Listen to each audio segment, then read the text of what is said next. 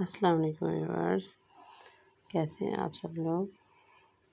آج میں آپ کے لیے لائی ہوں سورہ بقرہ کی آیت نمبر 44، 45 اور 46۔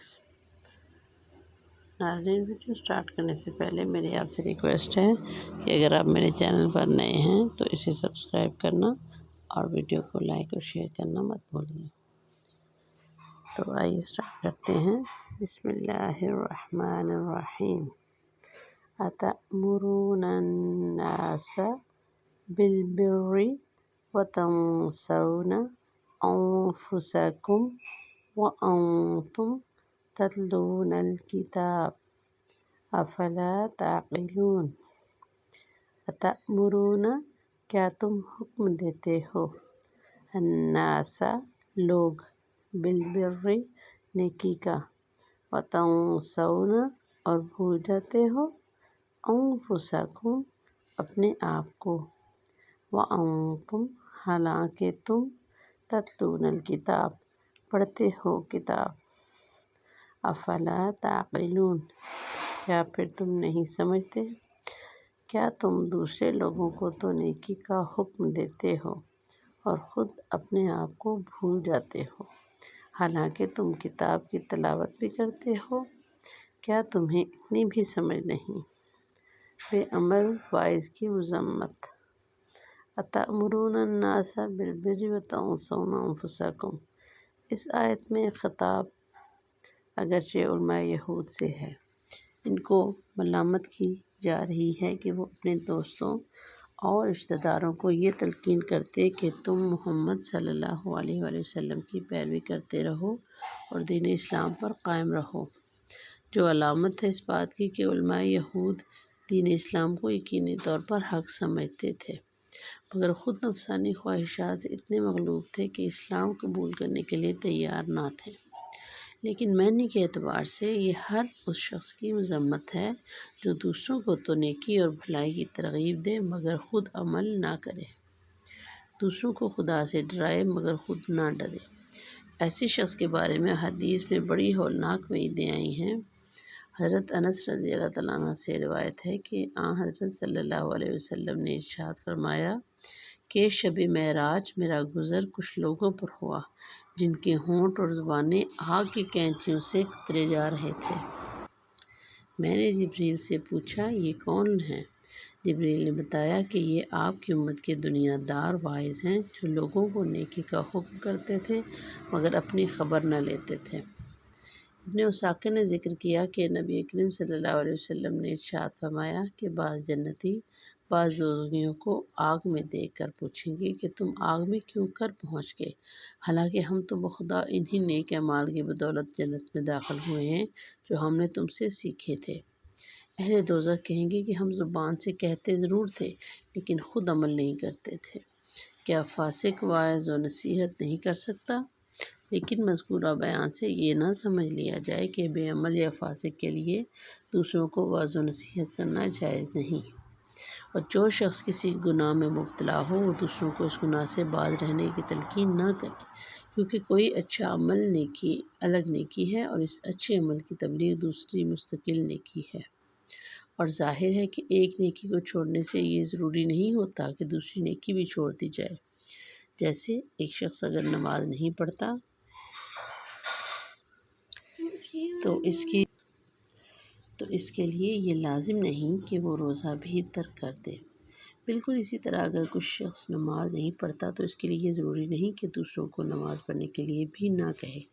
اس طرح کسی ناجائز فعل کا ارتکاب الگ گناہ ہے اور اپنے زیر اثر لوگوں کو اس ناجائز فعل سے نہ روکنا دوسرا گناہ ہے، اور ایک گناہ کرنے سے یہ لازم نہیں آتا کہ دوسرا گناہ بھی ضرور کیا جائے۔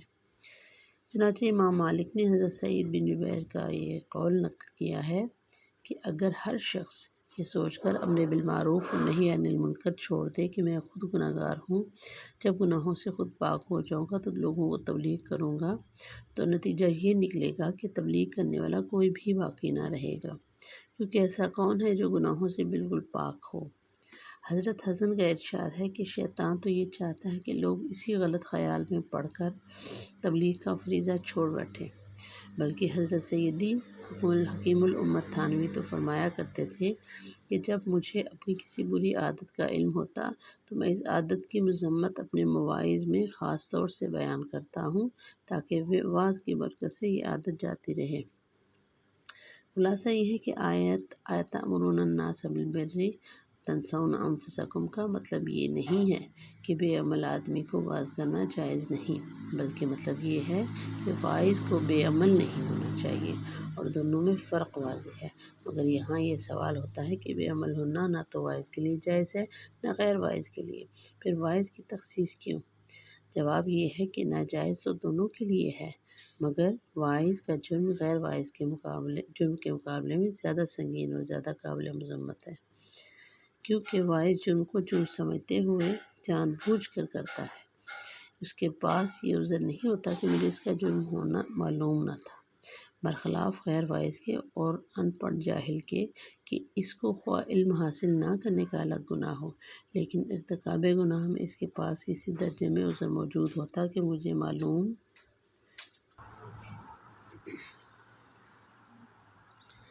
اس کے علاوہ عالم اور واعظ اگر کوئی جرم کرتا ہے تو یہ دین کے ساتھ ایک قسم کا استہزاء ہے۔ چنانچہ حضرت انس سے روایت ہے کہ رسول اللہ صلی اللہ علیہ وسلم نے ارشاد فرمایا کہ اللہ تعالیٰ قیامت کے جتنا ان پڑھ لوگوں کو معاف کرے گا اتنا علماء کو معاف نہیں کرے گا۔ دو نفسیاتی بیماریاں اور ان کا علاج، حب مال اور حب جاہ، یہ دونوں قلب کی ایسی بیماریاں ہیں جن کے باعث انسان کی دنیاوی زندگی اور اخروی زندگی اجیرن ہو جاتی ہے۔ اور غور کیا جائے تو معلوم ہوگا کہ انسانی تاریخ میں اب تک جتنی انسانیت سوز لڑائیاں لڑی گئیں اور جو فساد برپا ہوئے، ان میں سے اکثر و بیشتر کو انہی دو بیماریوں نے جنم دیا تھا۔ حب مال کے نتائج یہ نکلتے ہیں، کنجوسی اور بخل پیدا ہوتا ہے، جس کا ایک قومی نقصان تو یہ ہوتا ہے کہ اس کی دولت قوم کو کوئی فائدہ نہیں پہنچاتی۔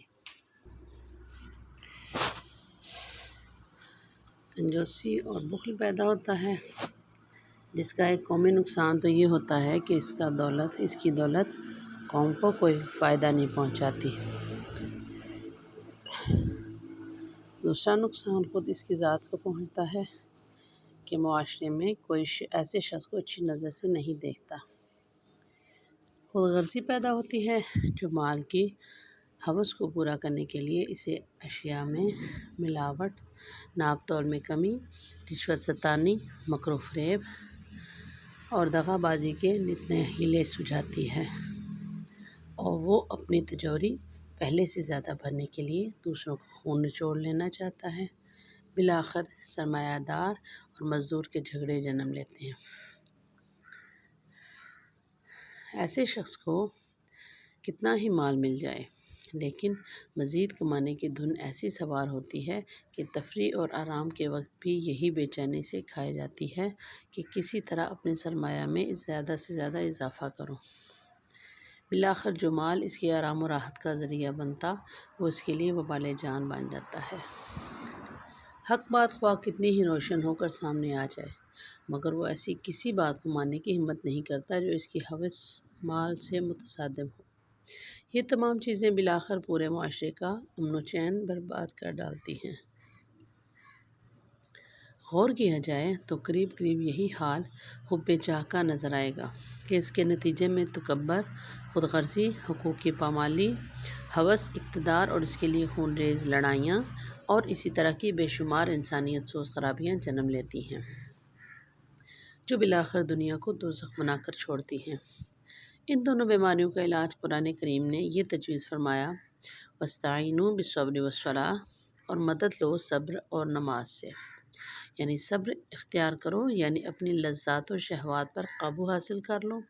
اس سے حب مال گھٹ جائے گی، کیونکہ مال کی اندھا دھند پیروی چھوڑنے پر ہمت باندھ لو گے تو شروع میں اگرچہ شوق گزرے گا، لیکن رفتہ رفتہ یہ خواہشات اعتدال پر آ جائیں گی اور اعتدال تمہاری عادت بن جائے گا، تو پھر مال کی فراوانی کی ضرورت نہ رہے گی، نہ اس کی محبت ایسی آئے گی کہ اپنے نفع و نقصان سے اندھا کر دے۔ اور نماز سے حب جاہ کم ہو جائے گی، کیونکہ نماز میں ظاہری اور باطنی ہر طرح کی عاجزی اور پستی ہے۔ جب نماز کو صحیح ادا کرنے کی عادت ہو جائے گی تو ہر وقت اللہ کے سامنے اپنی عاجزی اور پستی کا تصور رہنے لگے گا، جس سے تکبر و غرور اور حب جاہ گھٹ جائے گی۔ نیکسٹ آیت ہے وَاسْتَعِینُوا بِالصَّبْرِ وَالصَّلَاةِ وَإِنَّهَا لَكَبِیرَةٌ إِلَّا عَلَى الْخَاشِعِینَ۔ وَاسْتَعِینُوا اور تم مدد حاصل کرو، بالصبر صبر سے، والصلاۃ اور نماز سے، وَإِنَّهَا اور وہ، لَکَبِیرَةٌ بڑی دشوار، إِلَّا مگر، علی پر، الخاشعین عاجزی کرنے والے پر۔ اور صبر اور نماز سے مدد حاصل کرو۔ نماز بھاری ضرور معلوم ہوتی ہے مگر ان لوگوں کو نہیں جو خشوع یعنی دھیان اور عاجزی سے پڑھتے ہیں۔ خشوع کی حقیقت الا علی الخاشعین، قرآن و سنت میں جہاں خشوع کی ترغیب مذکور ہے، اس سے مراد وہ قلبی سکون و انکساری ہے جو اللہ کی عظمت اور اس کے سامنے اپنی حقارت کے علم سے پیدا ہوتی ہے۔ اس کے نتیجے میں اطاعت آسان ہو جاتی ہے۔ کبھی اس کے آثار بدن پر بھی ظاہر ہونے لگتے ہیں کہ وہ باادب، متواضع اور شکستہ قلب نظر آتا ہے۔ اگر دل میں خوف خدا اور تواضع نہ ہو تو خواہ وہ ظاہر میں کتنا ہی باادب اور متواضع نظر آئے، وہ خشوع کا حامل نہیں، بلکہ آثار خشوع کا قصداً اظہار کرنا بھی پسندیدہ نہیں۔ حضرت عمر فاروق رضی اللہ تعالیٰ عنہ نے ایک نوجوان کو دیکھا کہ سر جھکائے بیٹھا ہے، فرمایا سر اٹھا، خشوع دل میں ہوتا ہے۔ حضرت ابراہیم نخعی کا ارشاد ہے کہ موٹا پہننے، موٹا کھانے اور سر جھکانے کا نام خشوع نہیں، خشوع تو یہ ہے کہ تم حق کے معاملے میں شریف و رذیل کے ساتھ یکساں سلوک کرو، اور اللہ نے جو تم پر فرض کیا ہے اسے ادا کرنے میں اللہ تعالیٰ کے لیے قلب کو فارغ کر لو۔ حضرت حسن کا ارشاد ہے کہ حضرت عمر فاروق رضی اللہ تعالیٰ عنہ جب بات کرتے تو سنا کرتے تھے، جب چلتے تو تیز چلتے اور جب مارتے تو زور سے مارتے تھے، حالانکہ بلا شبہ وہ خشوع رکھنے والے تھے۔ خلاصہ یہ کہ اپنے قصد و اختیار سے خاشعین کسی صورت بنانا شیطان اور نفس کا دھوکہ ہے اور مذموم ہے۔ ہاں اگر بے اختیار یہ کیفیت ظاہر ہو جائے تو معذور ہے۔ فائدہ، خشوع کے ساتھ ایک دوسرا لفظ خضوع بھی استعمال ہوا ہے، قرآن کریم میں یہ بھی بار بار آیا ہے۔ یہ دونوں لفظ تقریباً ہم معنی ہیں، لیکن خشوع کا لفظ اصل کے اعتبار سے آواز اور نگاہ کی پستی اور تذلل کے لیے بولا جاتا ہے، جبکہ وہ مصنوعی نہ ہو بلکہ قلبی خوف اور تواضع کا نتیجہ ہو۔ قرآن کریم میں ہے خشعت الاصوات، آوازیں پست ہو گئیں، اور خضوع کا لفظ بدن کی تواضع اور انکساری کے لیے استعمال ہوتا ہے۔ قرآن کریم میں ہے فَظَلَّتْ أَعْنَاقُهُمْ لَهَا خَاضِعِينَ، پس ان کی گردنیں ان کے سامنے جھک گئیں۔ نماز میں خشوع کی فقہی حیثیت نماز میں خشوع کی تاکید قرآن و سنت میں بار بار آئی ہے۔ قرآن کریم کا ارشاد ہے وَأَقِمِ الصَّلَاةَ لِذِکْرِی، اور نماز قائم کر مجھے یاد کرنے کے لیے۔ اور ظاہر ہے کہ غفلت یاد کرنے کی ضد ہے۔ جو نماز میں اللہ تعالیٰ سے غافل ہے وہ اللہ کو یاد کرنے کا فریضہ ادا نہیں کر رہا۔ ایک اور آیت میں ارشاد ہے وَلَا تَکُن مِّنَ الْغَافِلِینَ، اور تو غافلوں میں سے نہ ہو۔ رسول اللہ صلی اللہ علیہ وسلم کا ارشاد ہے نماز تو صرف تمسکن اور تواضع ہی ہے، جس کا ظاہری مطلب یہ ہے کہ جب تمسکن اور تواضع دل میں نہ ہو تو وہ نماز نہیں۔ ایک اور حدیث میں ہے کہ جس کی نماز اسے بے حیائی اور برائیوں سے نہ روک سکے وہ اللہ سے دور ہوتا جاتا ہے، اور غافل کی نماز بے حیائی اور برائیوں سے نہیں روکتی۔ معلوم ہوا کہ غفلت کے ساتھ نماز پڑھنے والا اللہ سے دور ہی ہوتا جاتا ہے۔ امام غزالی نے مذکورہ آیات و روایات اور دوسرے دلائل پیش کر کے فرمایا ہے کہ ان کا یہ تقاضا ہے کہ خشوع نماز کے لیے شرط ہو اور نماز کی صحت اس پر موقوف ہو۔ پھر فرمایا کہ سفیان ثوری، حضرت بصری اور حضرت معاذ بن جبل کا مذہب یہی تھا کہ خشوع کے بغیر نماز ادا نہیں ہوتی بلکہ فاسد ہے، لیکن ائمہ اربعہ اور جمہور فقہاء نے خشوع کو شرط صلاۃ قرار نہیں دیا بلکہ اسے نماز کی روح قرار دینے کے باوجود صرف اتنا شرط کیا ہے کہ تکبیر تحریمہ کے وقت قلب کو حاضر کر کے اللہ تعالیٰ کے لیے نماز کی نیت کرے۔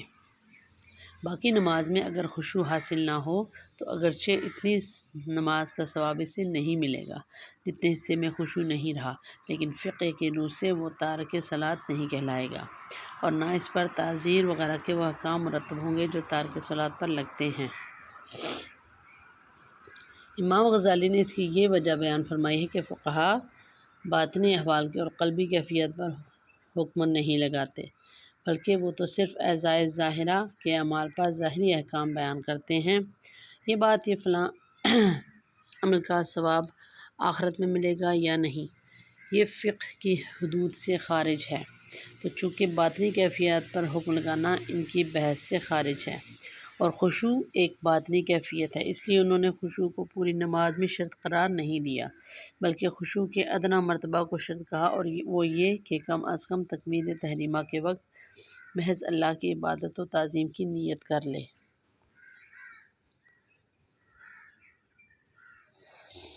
خشوع کو پوری نماز میں شرط قرار نہ دینے کی دوسری وجہ یہ ہے کہ قرآن کریم کی دوسری آیت میں تشریع احکام کا یہ واضح اصول بتا دیا گیا ہے کہ انسانوں پر کوئی ایسی چیز فرض نہیں کی جاتی جو ان کی طاقت و امکان سے باہر ہو، اور پوری نماز میں خشوع برقرار رکھنے سے ما سوائے چند افراد کے اکثر لوگ عاجز ہوتے ہیں۔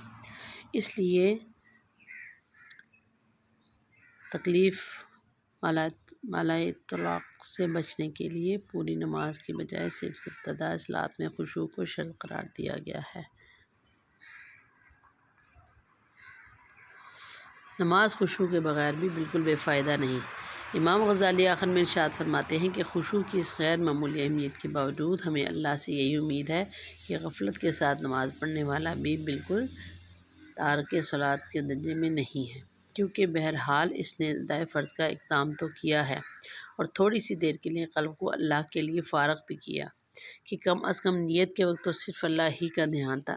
ایسی نماز کا کم سے کم فائدہ یہ ضرور ہے کہ اس کا نام نافرمانوں اور بے نمازیوں کی فہرست سے نکل گیا، مگر دوسری حیثیت سے یہ خوف بھی ہے کہ کہیں غافل کی حالت تارک سے بھی زیادہ بری نہ ہو، کیونکہ جو غلام آقا کی خدمت میں حاضر ہو کر آقا سے بے توجہی برتتا اور تحقیر آمیز لہجے میں کلام کرتا ہے، اس کی حالت اس غلام سے زیادہ شدید ہے جو خدمت میں حاضر ہی نہیں ہوتا۔ خلاصہ کلام یہ ہے کہ معاملہ بیم و رجا کا ہے، عذاب کا خوف بھی اور بخشش کی امید بھی، اس لیے غفلت و تساہل کو چھوڑنے کے لیے اپنی مقدور بھر کوشش کرتے رہنا چاہیے۔ ما توفیقنا الا باللہ۔ نیکسٹ ہے الذین یظنون انہم ملاقو ربہم وانہم الیہ راجعون۔ الذین وہ جو، یظنون یقین رکھتے ہیں، انہم کہ وہ، ملاقو روبرو ہونے والے ہیں، ربہم اپنے رب کے، وانہم اور یہ کہ وہ، الیہ اس کی طرف، راجعون لوٹنے والے ہیں، جو اس بات کا خیال رکھتے ہیں کہ وہ اپنے پروردگار سے ملنے والے ہیں اور ان کو اسی کی طرف لوٹ کر جانا ہے۔ ویورز آج کے لیے اتنا ہی، ملتے ہیں نیکسٹ ویڈیو میں، تب تک کے لیے اللہ حافظ۔